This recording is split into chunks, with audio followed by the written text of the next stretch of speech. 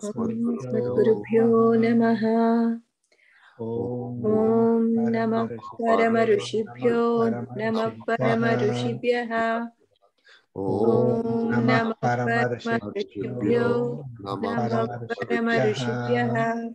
Om Purnamadaha Purnat Purnamudachyate Purnasya Purnamadaya Purnamevavasishyate. Om Isasya Jagam Sarvam Yatkincha Jagatyam Jagat Tena Tyaktena Pujinta Magruha Kasya Vidhanam. Om Kasyapandaya Sandhyam Narayana Srimanarayanam Vande Sri Saraswatisham Krishnam Kamalapatra Punyashravanakirtanam Vasudevam Vasudevam Jagadyonim Naumi Naumi Narayan Narayanam Hari Krishna Jaya Yadavendraya Jnanamudraya Yogini Nadaya Rukmini Rukmini Saya Namo Namo Vedanta Vedanta Vedini Sri Krishna Krishna Parabrahmane Parabrahmane Namaha Namaha. Om Om Asmadgurubhyo Asmadgurubhyo Namaha. Jai Shri Jai Srimanarayana. Jai Srimanarayana. We'll review sloka starting 69. 69, yeah. Yeah, okay.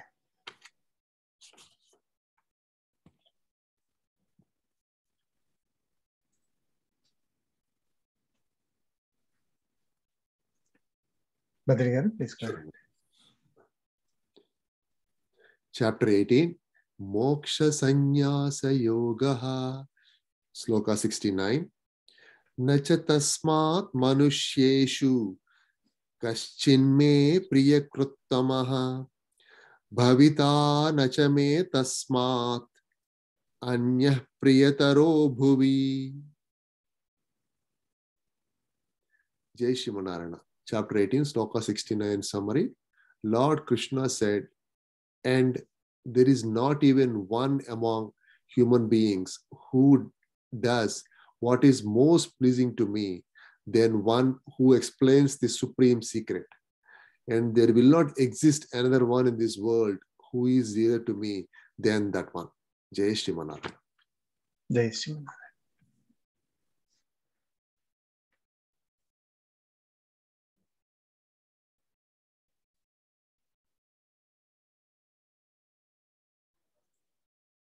Jai Shri Manara. Any questions on this one?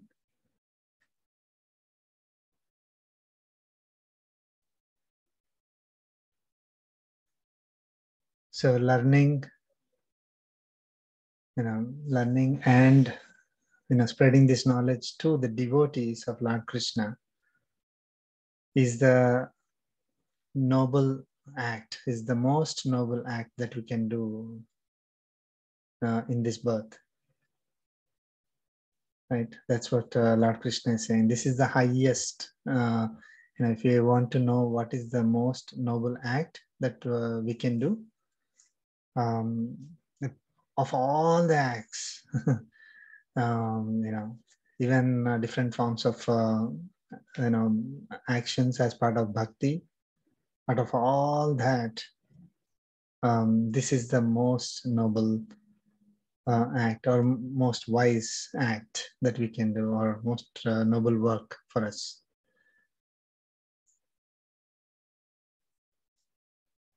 Right?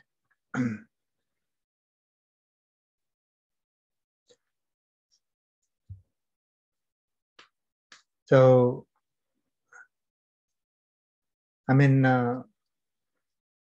what do we understand from this, right? If I want to be in the good books of Lord Krishna, right? What do? I Spread have the to do Spread this, the word. right? Yeah. Spread Bhagavad Gita. So I mean, it kind of hints at, okay, now let me. I mean, if Lord Krishna had not given the previous sloka, we'll look at it a little bit. So then what happens is, oh, because Lord Krishna is saying, oh, spread this message to everybody, what we could do is, we will start preaching to those who do not want to hear. Now let us say they don't want to hear, and I want to be spreading this word, spreading this knowledge. Then what do? Then I will start punishing them for not listening to me. Isn't it? If I have power, I will start punishing them. So I'll be forcing people to get this message, because not because it is there is something in it for them. Okay, because Lord Krishna is saying this is the most noble act, that you need to spread this message, right? You see how it could be misused. See, if I give only this message, Lord Krishna gave the entire Bhagavad Gita and said, hey, you guys go ahead and spread this word to everybody, and you will get moksha. Then what happens? Then people will start going in all directions and trying to spread the word, and either they can listen willingly, or you force them. You can beat them, you can destroy them, and to the extent that if you don't listen, there is your life is a waste. So that there is no point in you living, right? So people will forcibly convert people, right? So if I'm the person who has this knowledge, and I want to get moksha, then I will start doing atrocities on other people. That's exactly, I mean, just based on my analysis, right? What happened in the past, or even now it is happening, not with the spreading of knowledge of Bhagavad Gita, but if somebody says, okay, this is the knowledge, this is my religion, or this is my set of beliefs, and you go and spread this word, and if you spread this word, you will be the one who will be getting moksha. Even people who are going to listen to it are going to get the moksha. Let us say that's what they say, right? Fine, no, to that extent, no problem. But if I am going to get moksha only when I spread the word, and that person is not willing to listen, then I will take things into my hands. Now, what is the justification, right? Like if I hurt somebody or kill someone in the act of spreading this message, spreading this, let us say this Bhagavad Gita is a religion by itself. Okay, let us assume that way. And I'm spreading this message, and other person is not listening. Then I, take action. I defeat them, or harm them, hurt them. Now, hurting others is, is a sinful act, right? Isn't it? But what I will say is, oh no, Lord Krishna didn't say that hurting others is a sinful act. If in case you are spreading this message, like spreading this message is the most noble act, he said, or punya act that you can do in this world. If he says that, so whatever may be the means, it will become punya only. That is the kind of, unfortunately, if that is a way people interpret this, become, they'll start creating atrocities.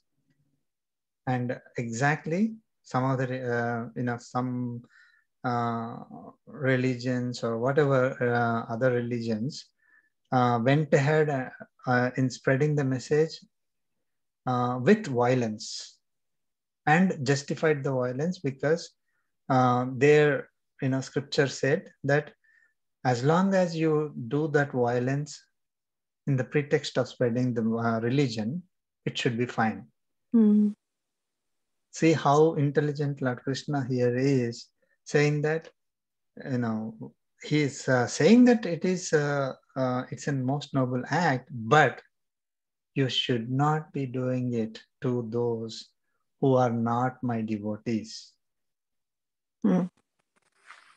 So I should not be, if someone says that I am not a devotee of Lord Krishna, okay, I'm not willing to, I do not have conviction, then I shouldn't be doing any action, taking any action to spread this message to that person. Mm. Okay? If I'm doing it, then it is against Krishna's word. Okay, so that is why it's the most peaceful message that we can get. Like, he is very concerned about people spreading this message. I mean, it looks like. So that's why in Shloka 67, he prefixed, to start with itself, started saying that don't, should not tell this to one who is not my devotee, who does not practice austerities, who is not a devotee, and who has no desire to listen through this service. Even for children, and children also, see, many children, they don't have that much maturity to sit and listen, right? Yeah, one moment. Sure.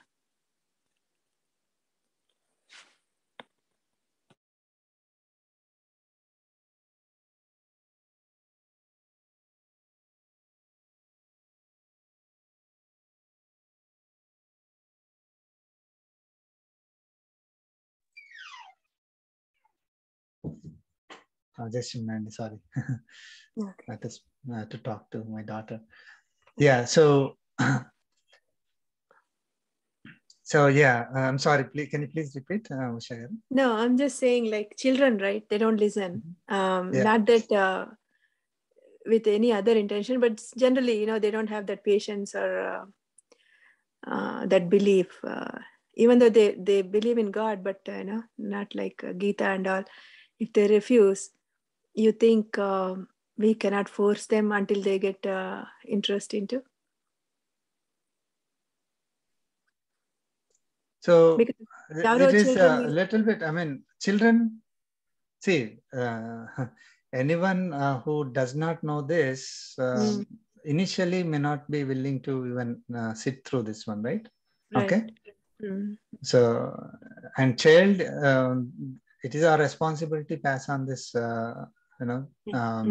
knowledge to our future generation, right? There it is different. Going out and then preaching to someone who is not a devotee, who does not practice the austerities, all that is not advisable. Okay, so of course, children don't even eat food for that matter. Yeah, we have to be right. Find means to make them So we have to make them eat food, make them study, and so again, it is there. It is not like they are devotees, of some other, there are some other beliefs, right? It's not like that. It's not like that. Child is, basically clean slate, and they're not aware what is the benefit of it. So that's why initially, they would like to play, they would like to, they don't want to go through this knowledge and all that. So that is different from someone like invading another country and then trying to kill people, destroy the other beliefs. If you don't convert, I'm going to kill you. Right? And why that killing is accepted is because my religion says that spreading message is the most noble act. So that is the unfortunate thing. Like I don't know if there is such a message that even in other religions also, which were spread through the world through force. If there was any statement which says that you should not be doing it, you should not be hurting people in the name of spreading this religion. I don't know if such a thing is there and they ignored it or not. But Bhagavad Gita, it's very clearly states that we should be giving this message only to those devotees, devotees only. Okay, and whoever is spreading this mysterious knowledge, secret to those devotees, that is already explained earlier. The one who is not giving to people who should not be given, and one who is giving to this knowledge to those who should be given this message.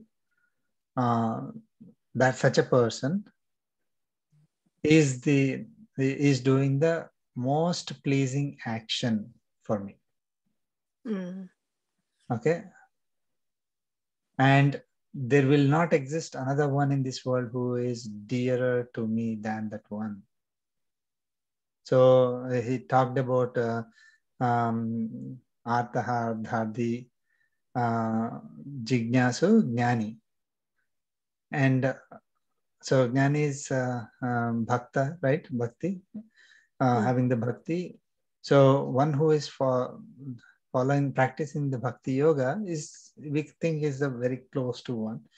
And this is the closest or the dearer compared to anybody else. But don't misuse this, is what he said in the beginning. I mean, first he gave the boundaries and then he explained this sloka. If he explained this sloka and let us say people only read it to this particular sloka, and then let us say the boundary is given later, then nobody, I mean, they would not know that because they haven't read the other sloka, right? Like let us say the boundary is given in 70th sloka. And he said, okay, you go and spread this world message to everybody. Then, and this would be the most noble act.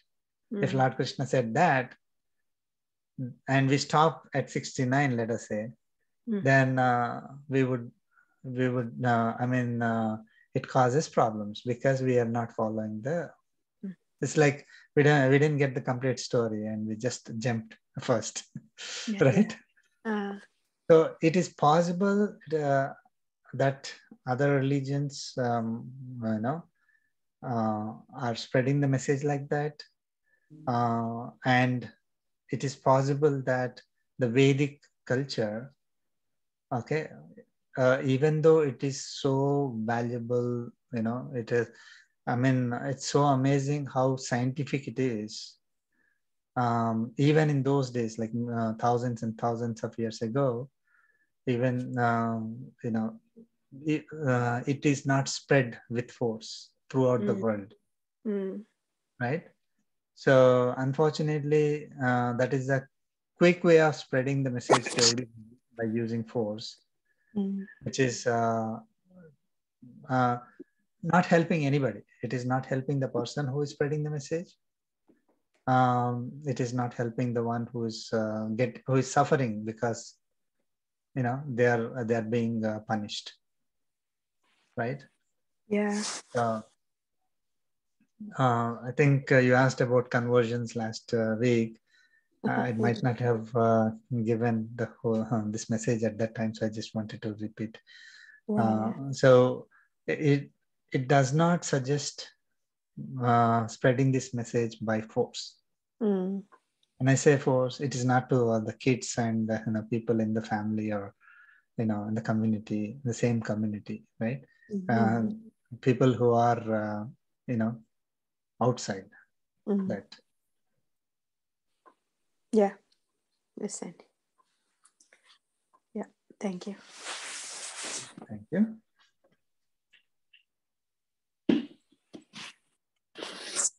Okay, Sloka 70.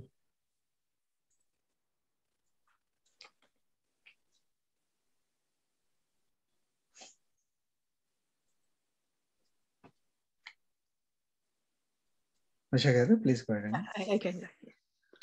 Chapter 18, Moksha Sannyasa Yoga, Sloka 70.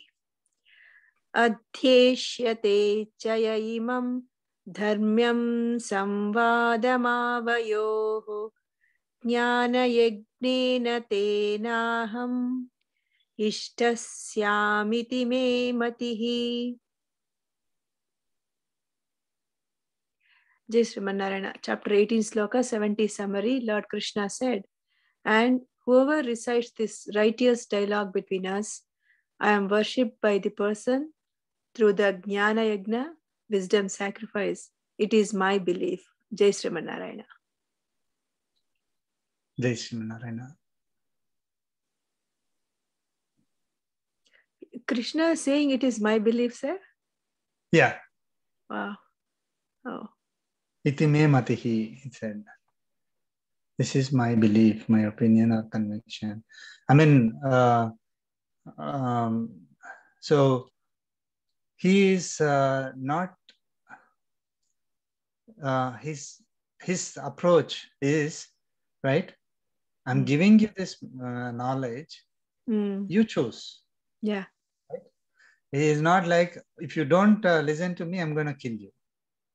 Yeah, he's saying difference? as if, normal human, like, it's my opinion, it's up to you, like that. Yeah. It's, I mean, that is the greatness, right? Even though he is the ultimate, powerful, right. supreme person, personality. Yeah. If, right? Even as Lord Krishna also is a complete avatara, Purna avatara. So,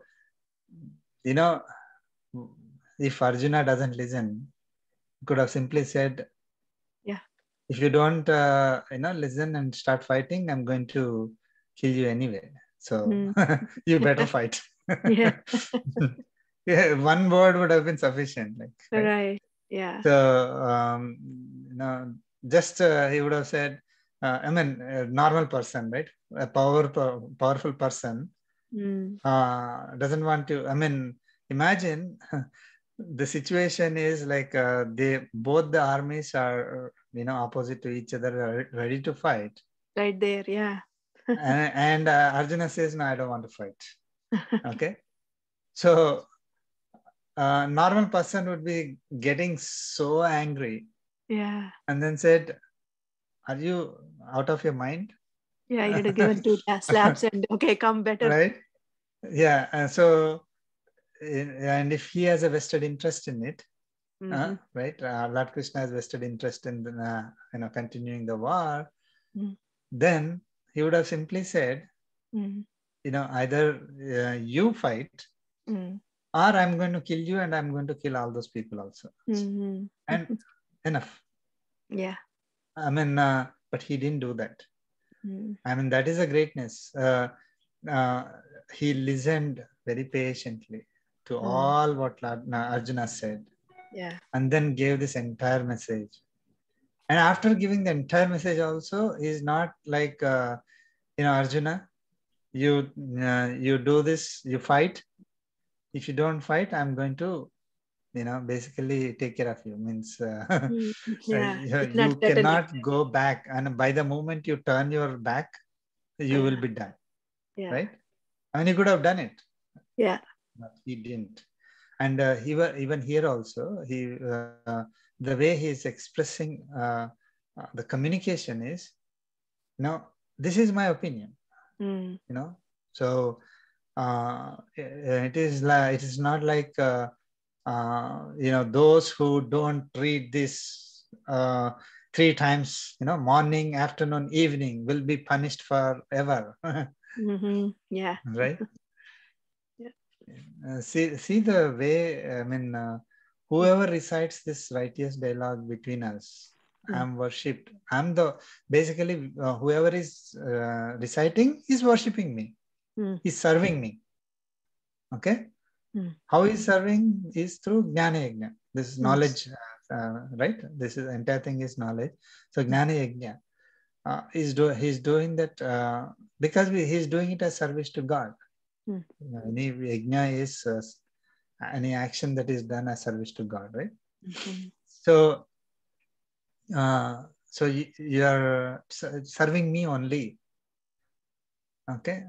Yeah. So what it means is that if I want to serve Paramatma, then reciting is one of the means of serving Paramatma. Right? It is not like it is only for myself, right? I mean, any activity, like any activity that we do is for his service, for his pleasure, right? And this activity is directly for my pleasure, my service, he's saying. What more can we expect? I mean, what more we want? Yeah. Like if I'm doing a computer programming, yes, I'm doing it as service to God. But here he directly says that reciting is my service, right? So I mean, there is no there's no question there. Like I have when I'm reciting it, it is directly his service only. Yeah. And so if I want to serve him, right, through Jnana Yajna, what more is needed than to chant Bhagavad Gita? Yeah. Right. So recitation in the previous one, right? I think all these are great, but yes, he liked them, but they won't reach him, right? But they still need to follow karma pala tyaga and all those things, right? They need yes. It's not a shortcut of, okay, we're writing the book or basically, right? Yes, this is great, and I'm sure he's going to be happy, right? Yeah, exactly. So it is not like you read this, next day will get moksha. Moksham, and yeah. Yeah, it is not that way. I mean, our action by itself will not give us moksha, no matter what it is. Yeah. Okay. But if I'm doing it as a service to God, it is God who is blessing me, the moksha. And that,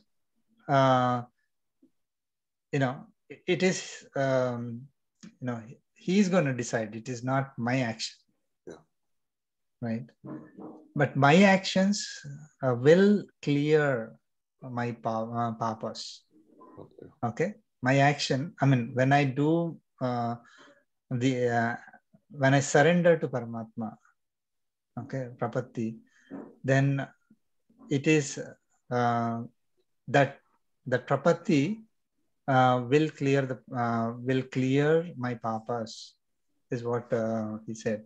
I mean, again, it is not like my action, but still the fact that I'm doing that, and Paramatma is enabling the sins to be cleared. Yes.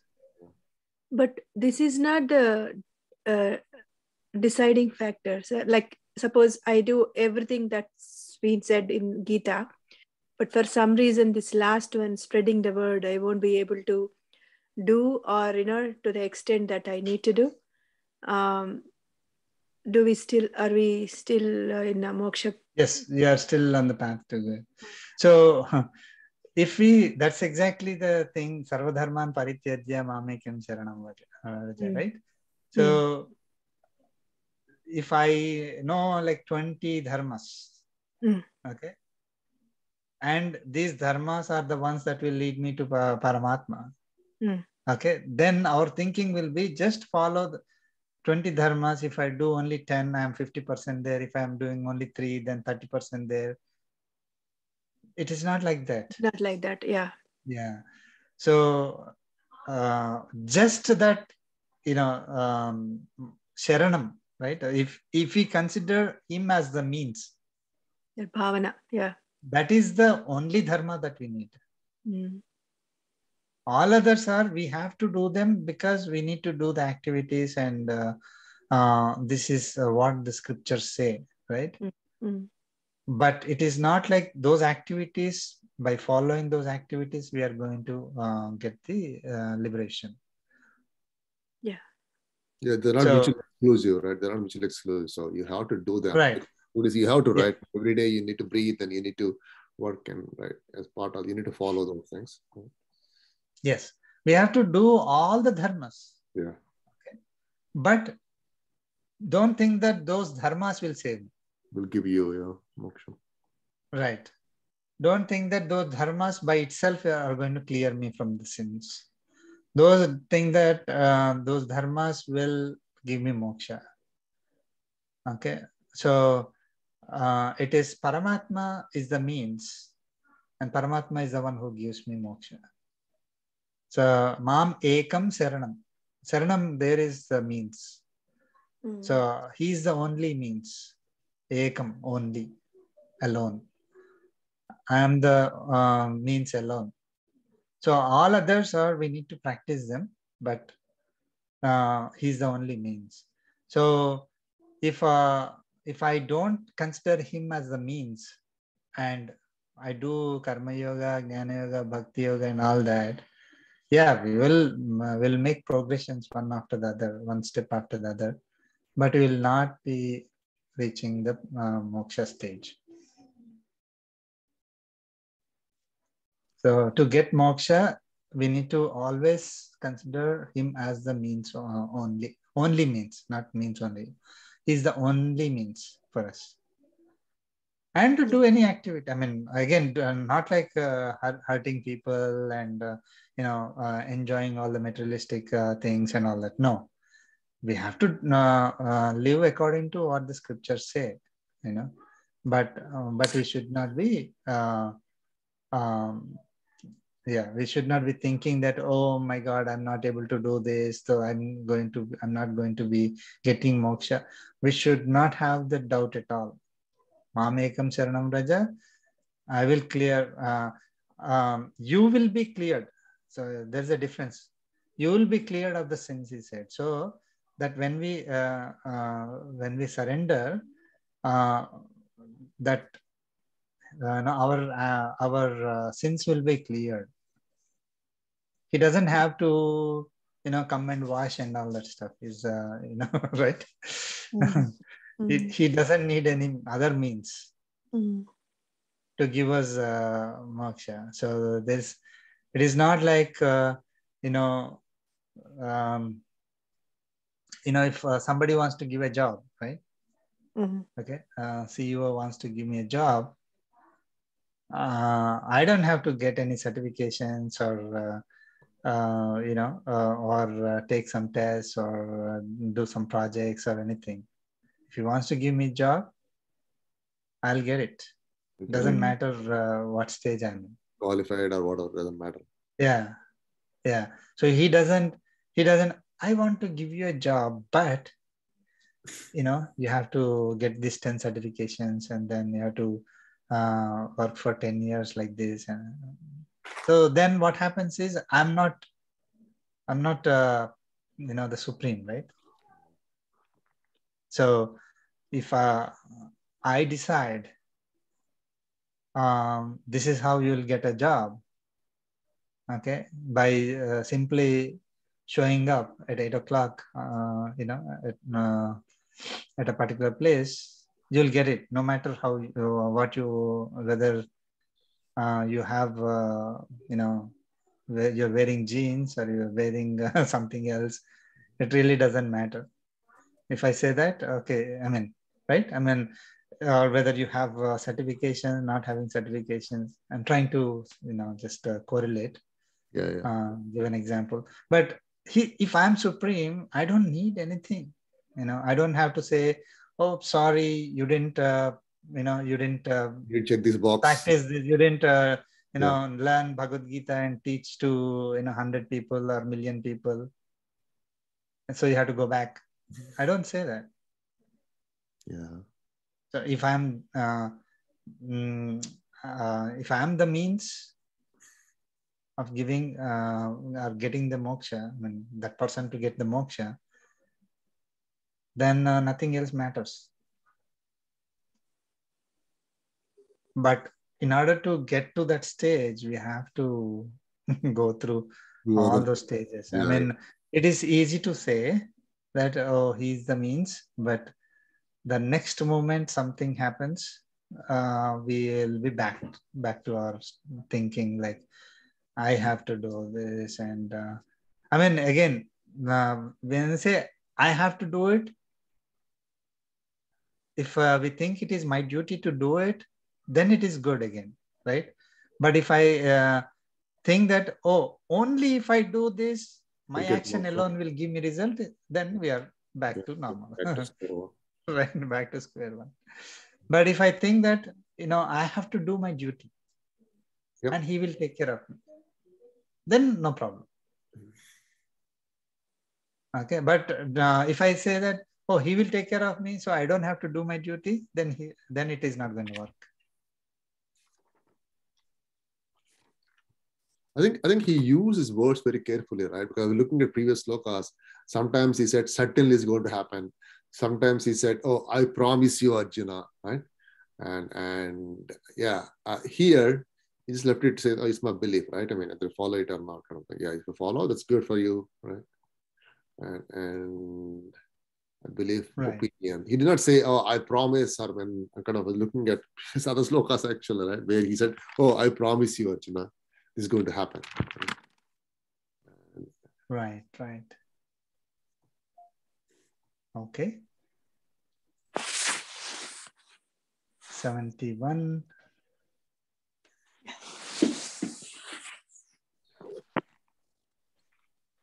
Rani Garu, you want to do it, Rani?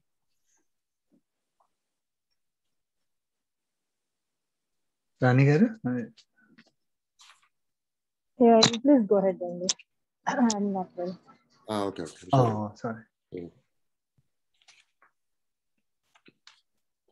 Okay. Go ahead. Yeah. Okay. Sloka 71.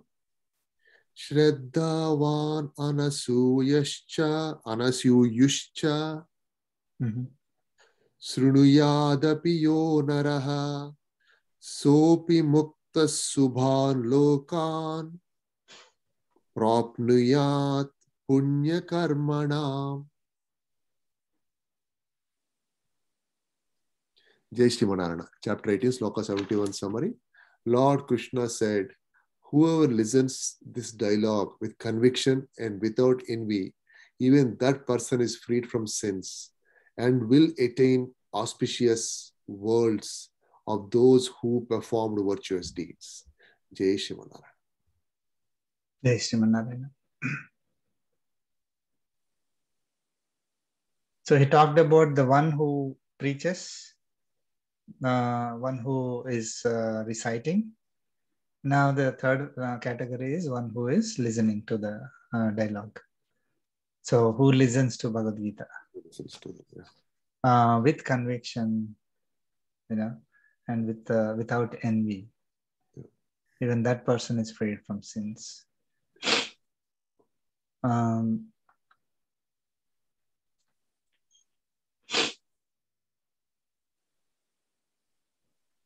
Okay. So we are carrying so much baggage with us, right? So it is not like I listened to Bhagavad Gita one time and all my sins are cleared. So it is not like that. We have to, make an, continue to do this as much as possible. Okay. And if we are on the path towards liberation, so by doing this, we are on the path towards liberation. And if Paramatma wants to give us liberation, we will accept it, right? We will not turn back. Okay. So if we are on the path towards liberation, but our life is over at that time, then we will take birth in a body which is going to continue our journey.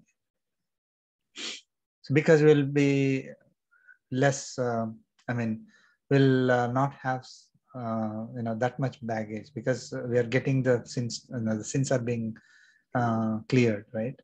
So it will put us in a path towards bhakti marga, right? It becomes natural to us.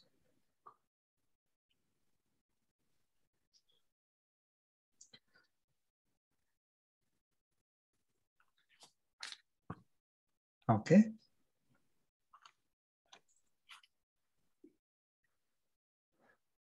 $72. Yeah, I can go ahead. Sure. Sloka 72. Kachidetachrutam padha tvayaiకాగ్రేణ chetasa kachidajnana-sammohah pranashtaste dhananjaya. Jai Sriman Narayana, chapter 18, sloka 72 summary. Lord Krishna said, O Arjuna, has this Bhagavad Gita been heard by you with focused mind? O Arjuna, has your delusion born of ignorance been completely destroyed? Jai Sriman Narayana. Jai Sriman Narayana.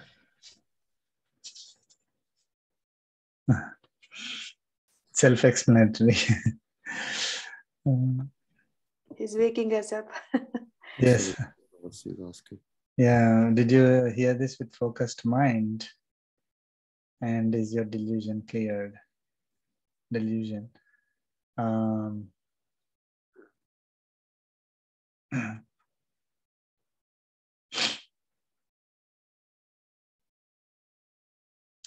Okay. 73. I'll do it, Andy. Yeah. Sloka 73. Arjuna uvacha nashto moha smritirlabda tvatprasadanmaya achyuta sthitosmi gata sandeha karishye vachanam tava. Jai Sriman Narayana. Chapter 18, Sloka 73 summary. Arjuna said, O Krishna, due to your grace, my delusion is destroyed. Accurate knowledge is obtained by me. All my doubts are dispelled. I will do according to your word. Jai Sriman Narayana. Jai Sriman Narayana.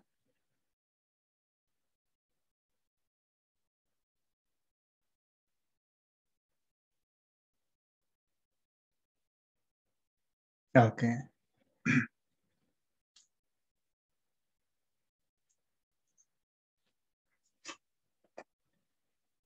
So,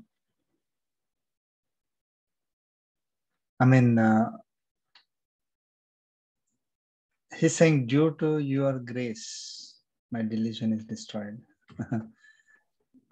Yeah. Okay. It was not because I listened to. Listen to whole 600 slokas. Yeah.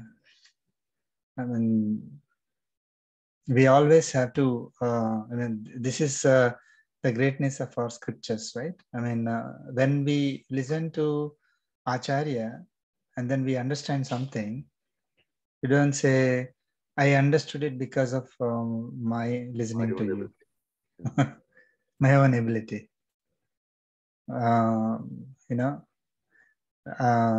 Because of your grace, I'm able to get the knowledge. Right? So our ego is like, we don't show our ego saying that, hey, I understood it. Due to your blessing. Yeah. Because of your blessings, I'm able to get this knowledge, understand all that.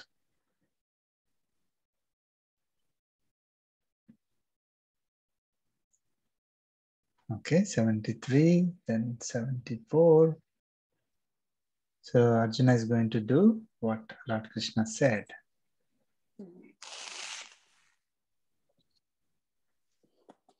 74.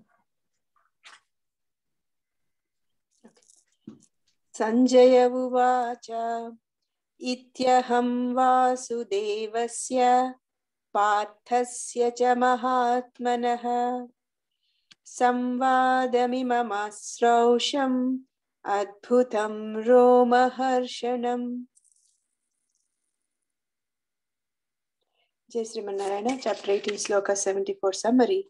Sanjaya said, "Thus, I heard this wonderful, thrilling, causing goosebumps dialogue between Vasudeva and the highly wise Arjuna." Jai Sriman Narayana.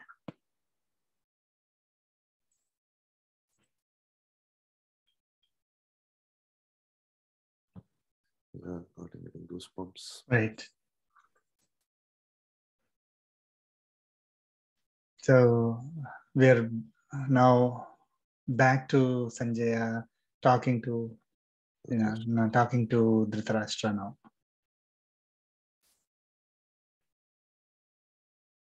I mean, of course, all these slokas Sanjaya only spoke as he heard. So he's saying that I heard this wonderful, thrilling dialogue. Okay.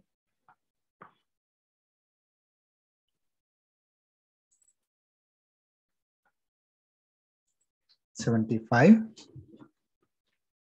Sloka 75. Vyasa prasada chrutavan yetad guhyamaham param yogam yogeshwarat krishnat sakshat kathayata swayam.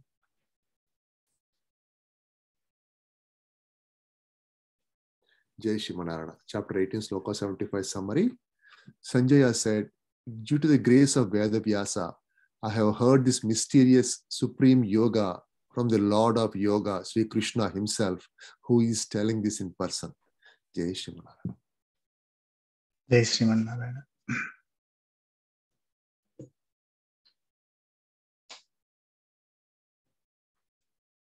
Okay.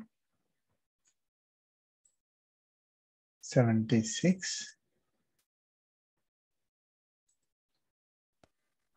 Yeah.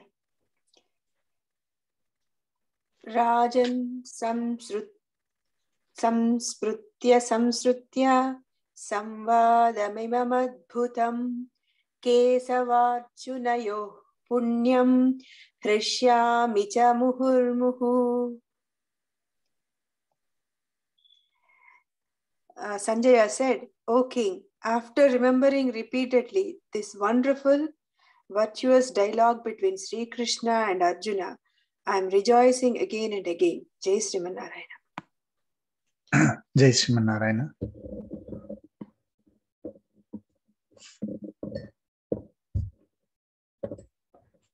Okay.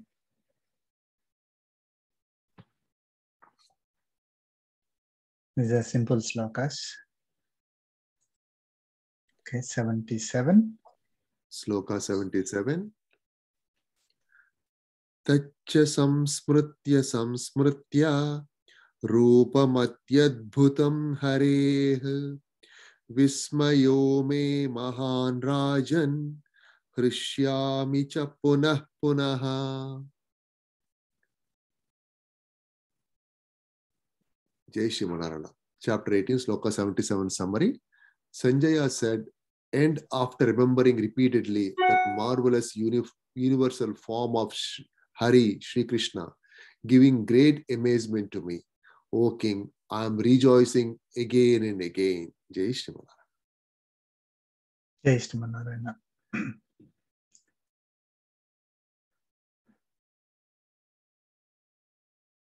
So one is the dialogue, the whatever is spoken, and so that is so amazing, so great.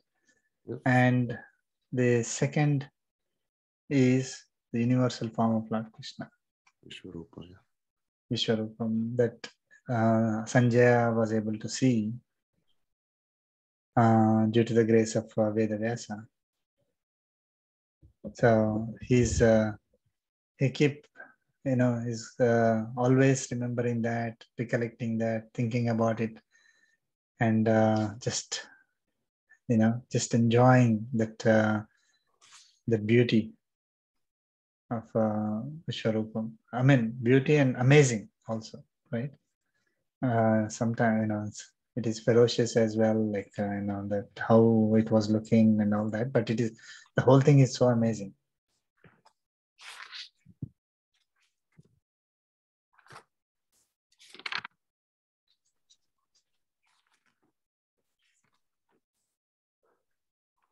Okay.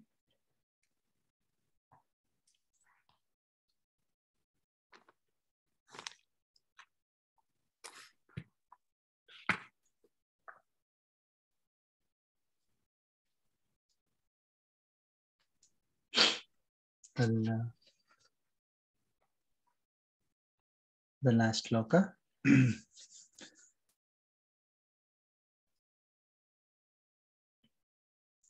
Om Asmatgurubhyo Namaha.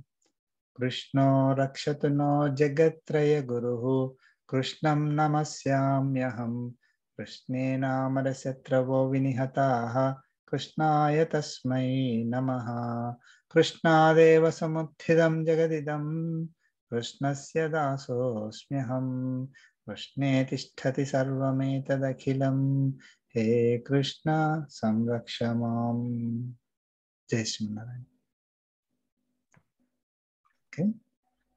Chant Sloka 78.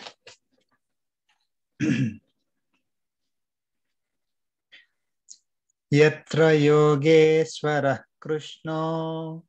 Yatra Yogeshwara Krishno. Yatra Partho Dhanurdharaha. Yatra Partho Dhanurdharaha. Tatra Srir Vijayo Bhutihi. Tatra Sri Vijayo Bhutihi. Dhruva Nitirmatir Mama. Dhruva Nitirmatir Mama. Let's chant together. Yatra Yatra Yogeshwara Krishno. Krishno. Yatra Partho Partho Dhanurdharaha. Tatra Tatra Sri Sri Vijayo Bhutihi. Bhutihi. Dhruva Nitirmatir Mama. Tirmatir Mama. Jai Srimanarayana. So, this is the last sloka. So Sanjaya is, he recited everything that, the dialogue that happened between Krishna and Arjuna. And after giving the entire message, now Sanjaya is giving a kind of a verdict, or he's kind of telling the future to Dhritarashtra. Is kind of giving a hint to Dhritarashtra what is going to happen. Unfortunately, Dhritarashtra is not only blind physically, but he is blind mentally also. He didn't get this message. Okay. So what is Sanjaya saying? Sanjaya is saying, Yatra Yogeshwaro Krishna. Yatra Yogeshwara Krishna.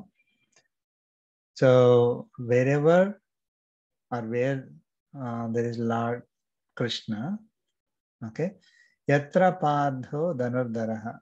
Yatra Pathaha Dhanurdharaha, where Partha, that is Arjuna, who is Dhanurdharaha, who is holding the bow, wherever Lord Krishna is there, wherever Arjuna is there, Tatra, there,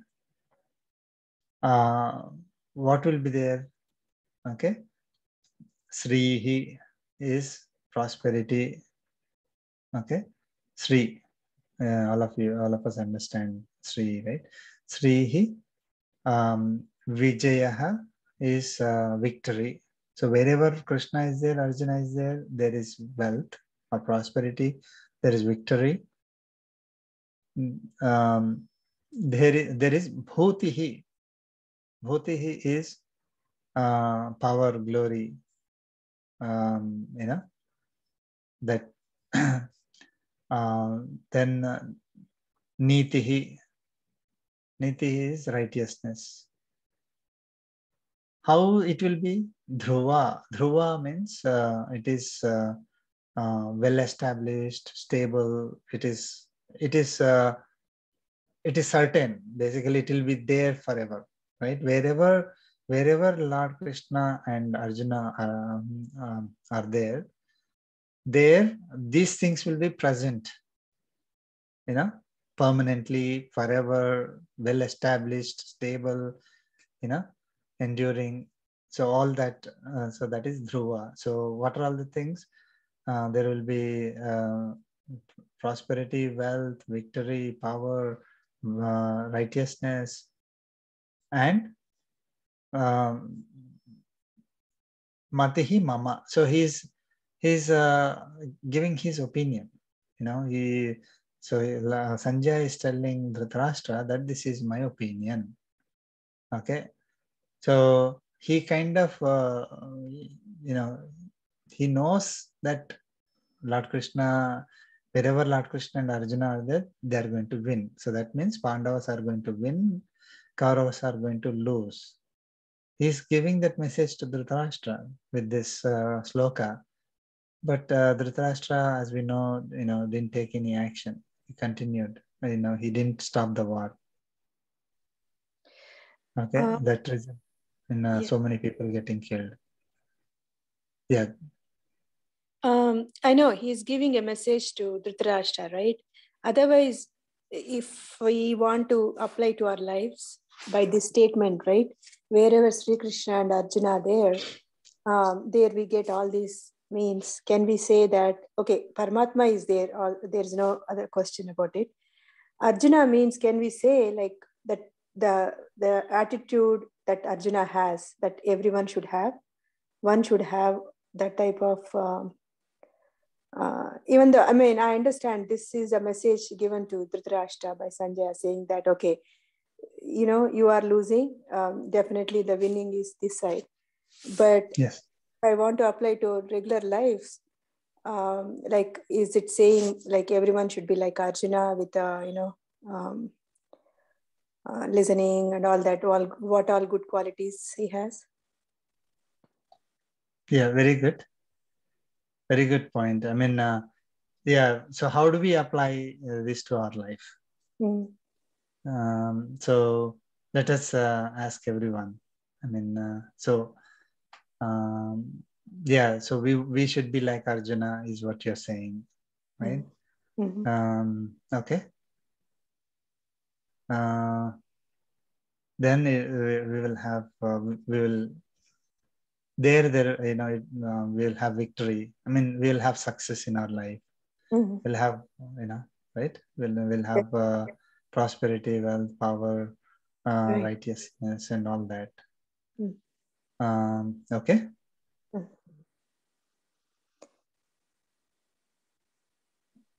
Badrigar? I'm not sure I want to compare. I don't know whether Arjuna is a role model, right? That's what I'm not sure. Whether we want to take him as a role model and follow what he's doing, right?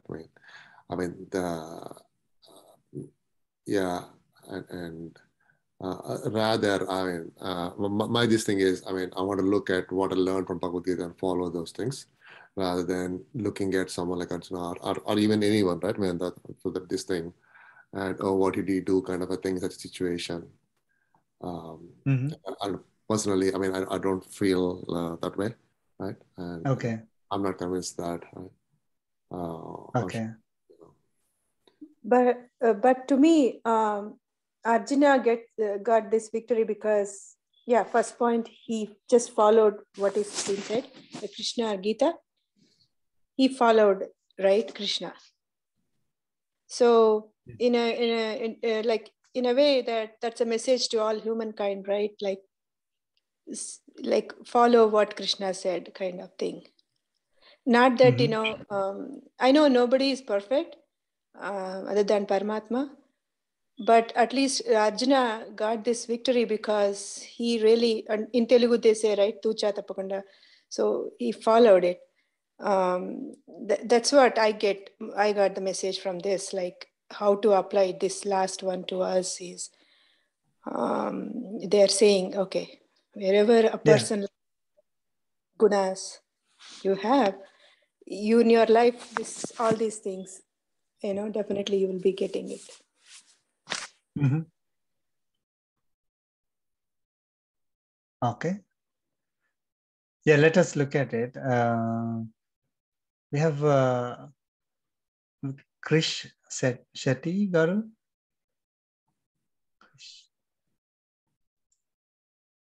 Krish Shetty. Yes, sir. Jai Srinarayana. Jai Srinarayana. Jai Srinarayana. Do you have any input, sir? No, I'm just listening and getting, trying to that. Okay. Yeah, I just wanted to check with you. Thanks for joining, by the way. I mean, it's very nice. Thank you, sir. Okay. Rani garu?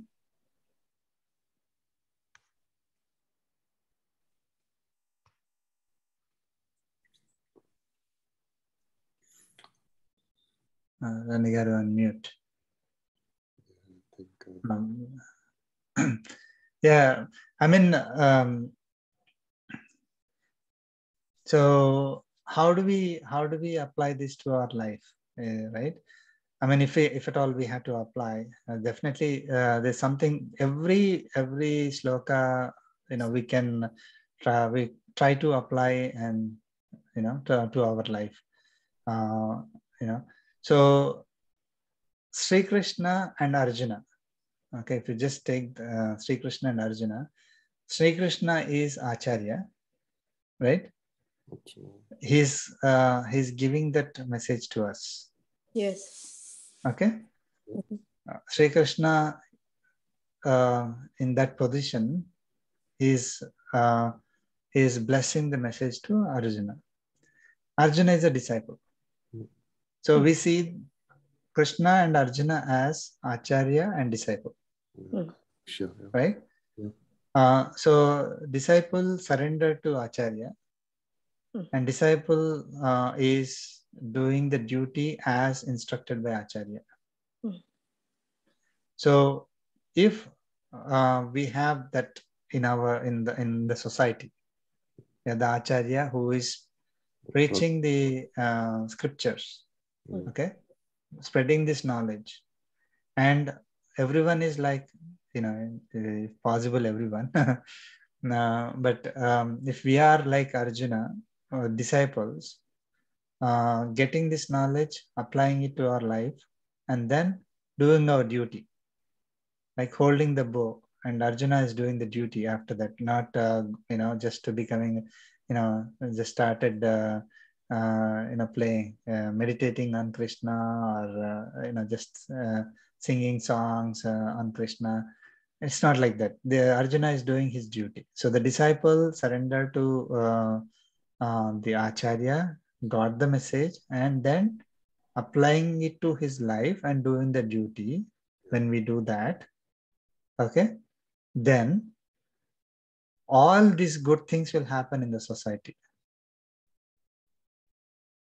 Okay, the society will be, I mean, whenever we think of society is peaceful and all that, right? Happy society. What do we think? They have prosperity. Then prosperity, in terms of they have health money and food, right? Yeah. And education, and all these things come under prosperity, wealth. So health also comes under prosperity. Health is wealth. So we'll have health, we'll have wealth, we'll have food, nice food and everything. People are not going to suffer with hunger, isn't it? So that is one. And victory is victory of good over evil. Okay. So there will be good in the society. Evil will be suppressed in the society. Okay. There is power, glory, command. So there will be, I mean, again, this is from the point of view of Lord Krishna, is Vibhuti and all that. But if we have to look at it, Acharya, disciples following the rules, following the scriptures, with conviction, not like, okay, this person is forcing me, I have to do something. No, not like that. Or with some kind of a competition between people, right? It's not like that. I'm fully convinced that I just need to do my duty, no matter what. So then the power, glory, command is basically there will not be lawlessness. You can think it that way. There will be people will follow the rules, right, as they're supposed to. I'm just trying to correlate that command, glory, to normal society, right? Then niti, there will be righteousness. People will not be trying to cheat. Okay, isn't Dharma. it? Yeah, Yeah. dharma. Dharma will be there.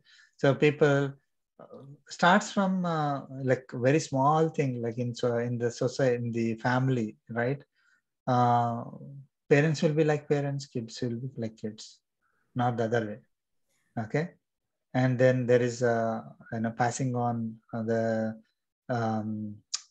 scriptural knowledge and passing on the culture and traditions to the kids, and kids will follow, right? Without that kind of what is that clash. And then there is respect for elders. Okay, so that is within the family itself. Then in the society, again, there is mutual respect for everyone. Okay, not like I'm the most powerful, and I know you have to listen to me and all that stuff. It's not like that. Everybody is doing their duty, following their whatever is righteous duty that they have, and no one is trying to hurt others, to get an upper hand on them, right? So that is righteousness. So all this will be in the society. Okay. Now, if I am just myself, like I am Arjuna, like let us say I am the one who is getting the message from Lord Krishna and I follow it, even I will be within myself, I'll be having this support. I mean, Lord Krishna is the one who is protecting me. Now, I will see one somebody may say that, oh, okay, if I read Bhagavad Gita and then I go to war with somebody, and then are you going to win? I mean, it is not that. It is not like that. No matter how, like, or not even war. Let us say there's some running competition. I read Bhagavad Gita and just start running. Will I win? May not win. It is not that. It is this prosperity, victory, power. All these things are Lifelong making practice. me go to the moksha stage. So this is applicable to that higher stage. Not like I'll start, I'll become a CEO, or I'll become a leader in the state level, or country level, and then I'll start showing my power and glory to everybody, and I'll start ruling them. It is not like that. I am I'm going to a higher stage where I will have all these, which are already inherently there with me, but they are all covered up, right? So when we follow the Acharya, the messages from our Acharya, the Bhagavad Gita messages, then we will be follow in the sense like understand, practice, in our life. Then we are going to the higher level. Wait, Professor Garu, doesn't this contradict what we learned in 67 chapters, kind of a thing, right? I mean, here talking of prosperity, wealth, and victory, and the Sanjya's opinion, right? I think, yeah. I mean, and right, and he said, yeah, I agree, Acharya. But I think because he did not say, oh, okay, yes. I mean, maybe indirectly that's what he might mean. But here, in the context of war, I think, right? Yeah, it is in the context of war. It is very clear. Yeah, go ahead. I'll tell you. The war, right? I think, right, in the context of war, he's saying, oh, he'll get wealth and he'll get all this thing. But that's not what kind of 17 chapters what we learned, right? I mean, and the goal is different. Yeah, I mean, here he's telling Dhritarashtra in his in that context, right? Yeah. I mean, who is going to win? Yeah, exactly, right? That's what he's telling, because Lord Krishna is there, but they're going to win. That's what he's trying to tell him, right? So wherever Krishna and Arjuna are there, that means it's Pandava. That side is going to win. That side is going to have prosperity, wealth. That side is going to have power, glory. They'll have fame and they will have power. Yes. All that, and that's where the righteousness is there. Okay, so that means Kauravas will lose everything, right? They will lose their kingdom. They will be. Even today, we are saying, when we think of bad characters, then we'll immediately say Dhritarashtra and Duryodhana, right?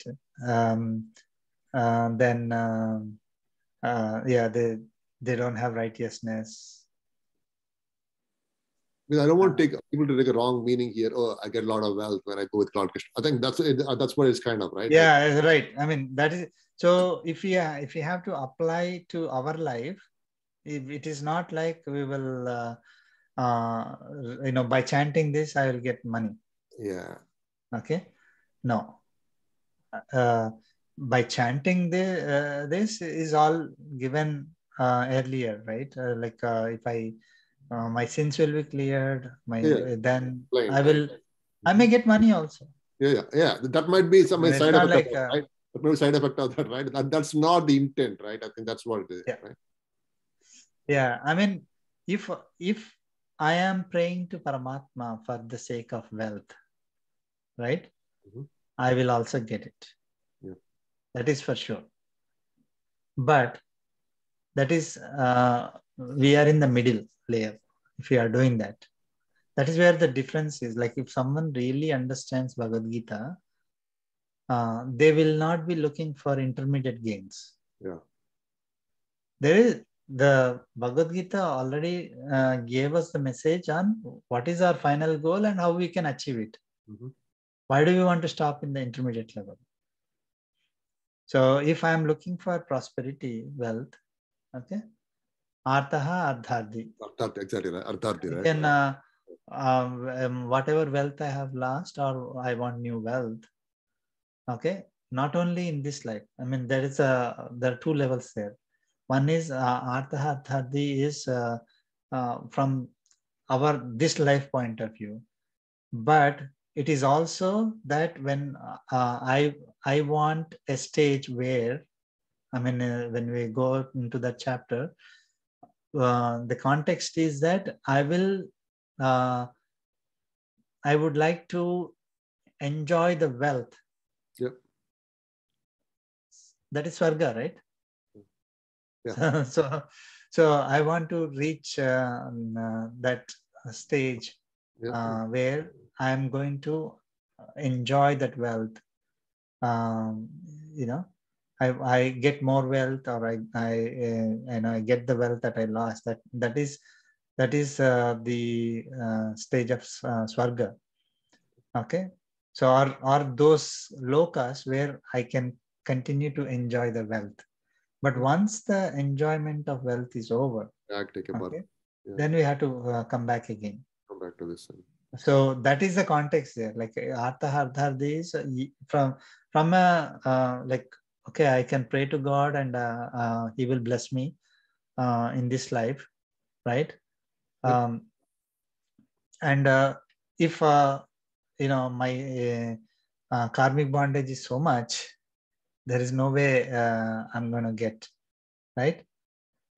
So no matter how much we pray, but it is clearing my, if I am praying to God as a, as a service, okay, it is clearing my karmic bondage for my future lives. Yeah. Right. So if at all I was supposed to experience something, poverty and all that, let us say, that is gone. So my future lives will be better.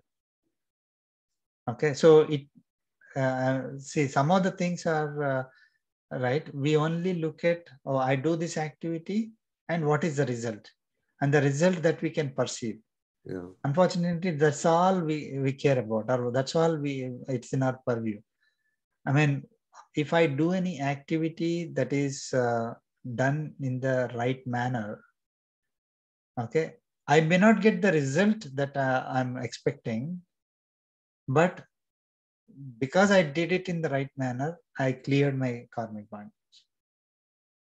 Okay, so one is that if by performing that activity, I cleared the karmic bond, I cleared the record that is associated with that activity. Okay. See, if I am supposed to, do something, a particular action, okay, that is assigned to me. That duty is assigned to me. Okay, based on my karmic records, I'm supposed to take care of something. Okay, so if I say, that is my duty and I do it, that karmic record is now over. If it is my duty and they decide not to do it, the karmic record is still there on my thing. So I have to do it the next birth. So the karma that is assigned to us in this life, we have to go through it. Okay. I mean, if let us say some let us see in terms of negative, right? Things like our health problems or money problems or psychological problems, family problems, society problems. Let us take those as the things that we need to experience. Those are assigned to us, let us say. Those we have to experience. And if we don't experience them, okay, and that is not cleared, okay, then that experience is still there in our records. So we have to experience tomorrow or experience the next life, right? Yeah. So there is no way we can skip them. We can only skip them by clearing those records. Not in this life, but the future records that may come up, those who are pending with us, right? Agami karmas. So those we can clear them. Whatever is assigned prarabdha has to be experienced. And by praying to Paramatma, that experience will become less painful for us. So that is the benefit of praying to Paramatma, right? So the classic example is if we have to go out in the rain, okay, the rain is going to come anyway. So if we pray to Paramatma, we will have the umbrella with us to go out in the rain, so that we will be protected from the rain. So the rain will come. So the problems will come, but we'll be protected from them by Paramatma. He'll become like an umbrella for us. And then, yeah, we will feel, some, still water splashing on us, and we can see the, floods around us or whatever. and it is not as pleasant as it's a sunny day and all that. But we are protected. So that is what God can do us if we really pray to Him and surrender to Him. So we cannot escape those karmic records that are assigned to us. So the wealth, if it is lack of wealth, is the karmic record that is assigned to us, or not having wealth in this particular life. That is how it is going to be. But we will not have a need for it. Yeah. So then we don't feel the problem, right? I mean, if I have no wealth, and if I don't need that much wealth, then I am living happily. But if I don't have the wealth and then suddenly a need is created, then I'll start feeling the pain. No matter how much we have, like if we have $1 million and the need is more than $1 million, then it doesn't matter. There is $1 million money there. So by surrendering ourselves to Paramatma, we are protecting ourselves from the bad effects of our karmas. And we may still go through them, but we will not feel the pain that much. So yeah, so we'll have wealth, prosperity, victory, victory, power, and all these things. I mean, here the context is that the side where it is, wherever these two people are, there this all things will be there.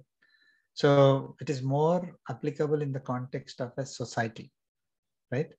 I mean, here it is the war and Pandava side, right? But if we are applying it to today's world, if we have Lord Krishna representative is Acharya, okay, Acharya giving the message to us, and Arjuna is a disciple, so we become disciples. And where there is the system of Acharya and disciple passing on this knowledge, and disciple following the knowledge, I mean disciple practicing that knowledge as per the instruction, then the society will have this.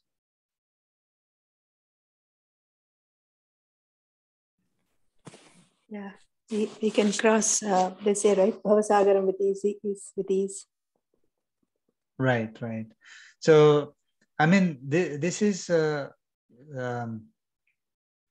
say, one straightforward thing is that, even this message of passing on to others and by force, that is going to destroy the peace, isn't it? I mean, we'll have a lot of issues.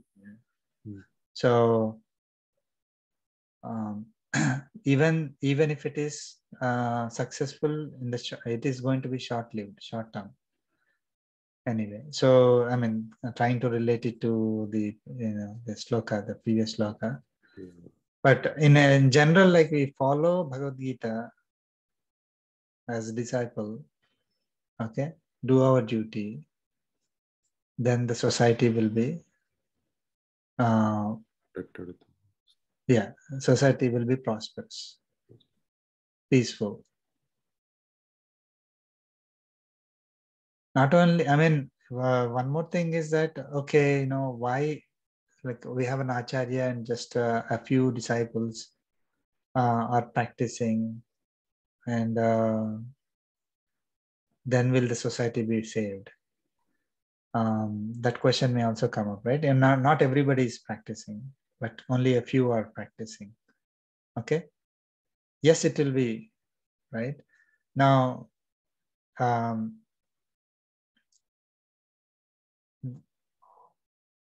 not everybody is like, I mean, let us try to correlate, right? So Pandava's side, not everybody is as powerful as Arjuna, isn't it? So one Arjuna was able to give the victory, because he practiced the Bhagavad Gita principles. Okay, so you have Krishna, who's Acharya, and then Arjuna, who is a disciple. These two of them are able to make a positive change in the society on their side, right? So even if we have great Acharya and a few disciples, still the society will be peaceful, will be having these. I mean, that is the reason why our Sanatana Dharma has, has been kept alive for millions of years. Yeah. And there is still,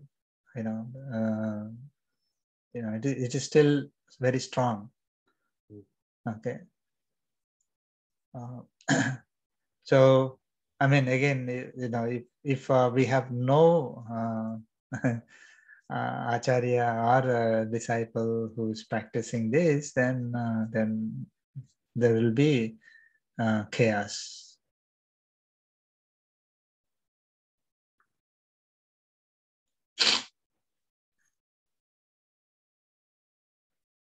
Thank you, sir. Yeah. Stop.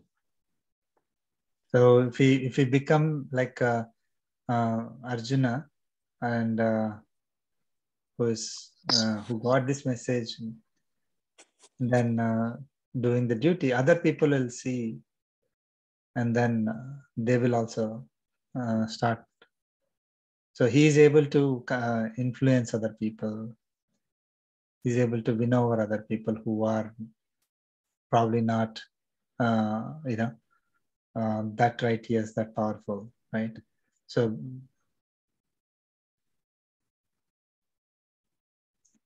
I mean, another thing is that wherever Sri Krishna is there and Arjuna is there, that means Sri Krishna, wherever there is protection of Paramatma, Lord. right? Yeah. Wherever we are, we are surrendering to Paramatma, and we are being protected by him, there is peace and prosperity again. Mm-hmm.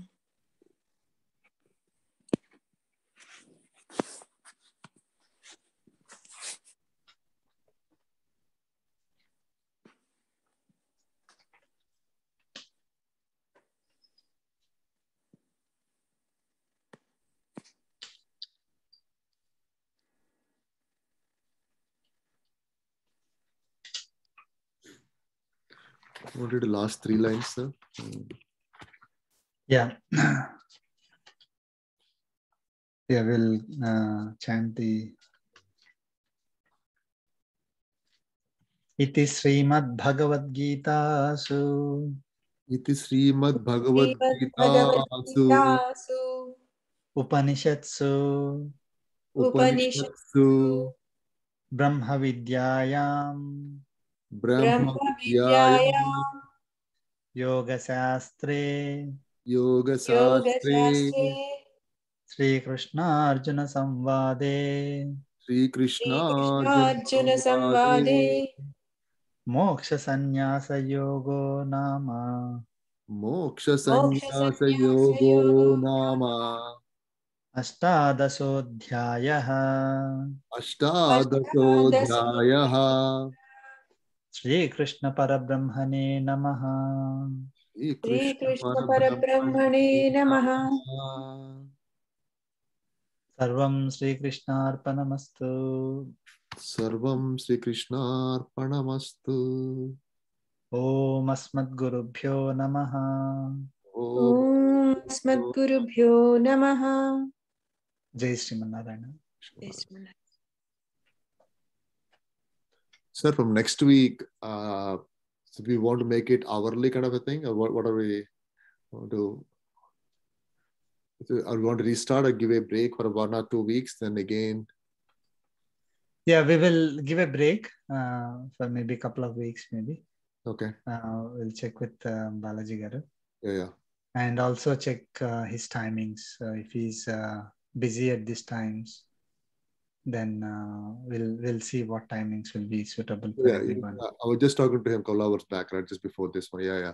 I think he's also suggesting like what you said, right? Maybe hourly, twice a week, something like that. Right? Yes. What do you think? Yeah, I think hourly twice a week. Yeah. Maybe Saturday Yeah. evening will be 1 hour, something, right? I mean, if it works. Otherwise, we need to pick 2 days in during the week. Yeah, 2 weekdays or something like that. Whatever works, yeah.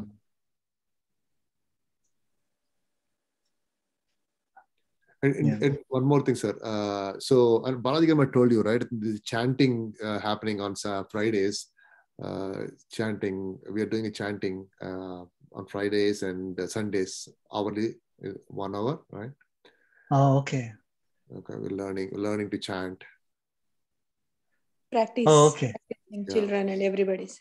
So a lot of wonderful. A lot of kids joining that actually 50% and more than 70% of kids, in fact, right? So amazing to see them, 9-year, 10-year-old girls and boys chanting. Oh, okay, wonderful. So I have a question on that one. What I was doing, like when and Balaji Garu want us to, along with the shloka, we want to give it meaning. So I'm taking the meaning from your PDFs, like top few lines, and Sure. go to them. Just make sure that I know this is your copyright. I want to make sure that. No problem. Yes. Yeah. Definitely. Okay, so yeah, I'm taking the word by word meaning as well as the summary from your PDF, and I'm just picking only a few lines as summary. Actually, I'm not giving the full this thing, right? I'm just picking the top few lines and including that in the along with slokas. So we have the slokas. Yeah. Let me see whether I can quickly share with you the. So we will stop the recording. So before that, I just want to thank you all for this great opportunity and going through this journey with us. I mean, it's so wonderful. Again, thanks to Acharya, Sri Chanajaya Swamiji. Because of his blessings and his grace, we were able to get the knowledge and pass it on, to the best whatever we could do. Right? I mean, again, thank you so much. It's so enlightening. Thank and you, also, sir. Yeah. And from Acharya's grace and because of your grace, we're hopeful that we can follow these principles all along, the rest of our life. Yes, that'll be great. Krishna, Acharya, yourself, everyone, right? Yeah. To show the right path. Thanks to Balaji Garu for organizing this and having the Zoom account and recording and every week following up. That's so great. I mean, without that, again, it would have been very difficult. Yeah. And all of you really participated. I mean, 2 to 2.5 hours every week. It is very difficult to go through this, unless you have that much, conviction and all that. I mean, it's so wonderful and so blessed to be in the satsang with you. It's so very, very good. Again, I think we are recording and publishing this in YouTube. Everyone who is listening, to these recordings on YouTube, thanks to them also, and I wish them that they are going to, make use of this knowledge with Acharya's blessings, Lord Krishna's blessings. Thank you so much. Thank you, sir. Thank you. And now it's our part now to, practice. Yes. Again, all of us. Yes. We have to, hopefully we'll again do this again with Acharya's blessings, and then this time, reinforce all the things that we learned. That would be great if we can do it. Thank you so much. I'll stop recording.